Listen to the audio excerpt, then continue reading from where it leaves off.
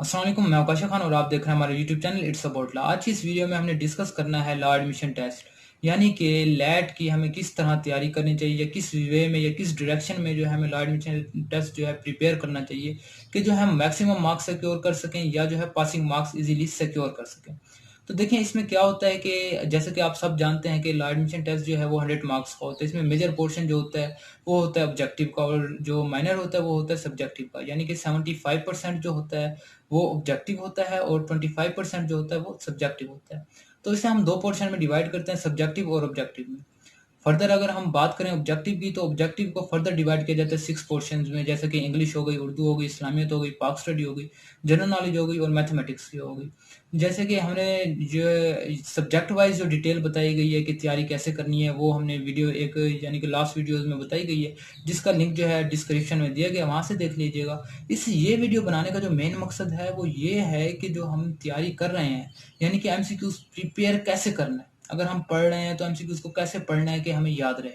तो देखें, जैसे कि अब हम एक एग्जांपल लेते हैं कि एक एमसीक्यूज है कि पाकिस्तान कब बना। तो ऑथर्स ने या जो जहां भी दिया गया, तो बुक में 4 ऑप्शन दिए गए होते हैं, जिनमें से एक करेक्ट होता है और 3 जो होते हैं वो इनकरेक्ट होते हैं।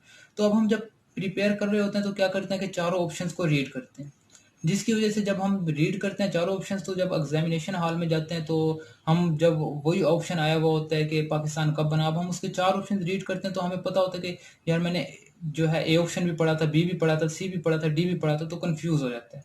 तो अब तैयार हमने ऐसे करना है कि आपने जो करेक्ट करेक्ट ऑप्शन है, यानी कि ए अगर 1947 बन रहा है तो आपने ए पढ़ना है। बाकी 3 यानी कि बी, सी और डी जो है उन ऑप्शन को आपने इग्नोर करना है। तो इससे क्या होगा कि अगर आप 1947 ही पढ़ के गए हैं तो अब वहां जाके आपको एग्जामिनेशन हॉल में कंफ्यूजन नहीं होगी कि कोई और भी था। यानी कि आपने 1947 पढ़ा तो आप इस पे कॉन्फिडेंट होंगे कि 1947 ही पढ़ा था और यही सही है। ये तो हो गया कि हमने एमसीक्यूज तैयार कैसे करना है, यानी कि हमने जो ऑप्शन सही है सिर्फ उसी को रीड करना है और बाकी 3 को इग्नोर करना है।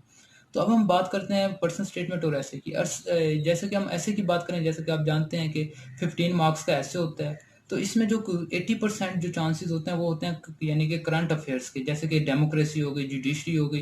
इसी तरह जो आजकल चल रहा है मसला, यानी कि करंट अफेयर जो है वो है कोविड-19 का, इस पे ऐसे आ सकता है। तो इस तरह के ऐसे आते हैं। और पर्सनल स्टेटमेंट देखें, पर्सनल स्टेटमेंट में आपने भी, इसमें भी 2 कंडीशंस होती हैं कि आपको एक कंडीशन दी गई होती है कि किसी कंडीशन पे आपने लिखना है, जैसे कि आप यूनिवर्सिटी में इंटर होने के बाद क्या रोल प्ले करेंगे, या आपको ऐसा दिया गया होता है कि आपने पर्सनल स्टेटमेंट लिखनी है सिंपल, यानी कि अपने बारे में। ठीक है, तो अब वो पर्सनल स्टेटमेंट और ऐसे के बारे में भी हमने जो है डिटेल में वीडियोस बनाई हुई हैं कि कैसे हमने लिखना है, किस वे में लिखना है, कितनी लेंथ होनी चाहिए और इम्पोर्टेंट ऐसे कौन से हैं। तो इन यानी कि ऐसे और जो पर्सनल स्टेटमेंट और इसके अलावा जो है एमसीक्यूज, यानी कि सब्जेक्ट वाइज हमने कैसे तैयार करने हैं और कहाँ से तैयार करने हैं, तो इनके बारे में जो डिटेल वीडियो बनाई गई है या जो इस चैनल पे अपलोड की गई है, उनका जो लिंक है वो डिस्क्रिप्शन में दिया गया है, वहाँ से देख लीजिएगा।